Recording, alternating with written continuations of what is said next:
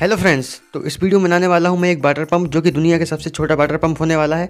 और गाइज आपने इतना छोटा वाटर पंप शायद ही कभी देखा हो। अगर आपने इतना छोटा वाटर पंप कभी देखा है तो मुझे कमेंट करके जरूर बताइएगा। और आपको वीडियो को बिल्कुल भी स्किप नहीं करना है, आपको वीडियो को एंड तक देखना है।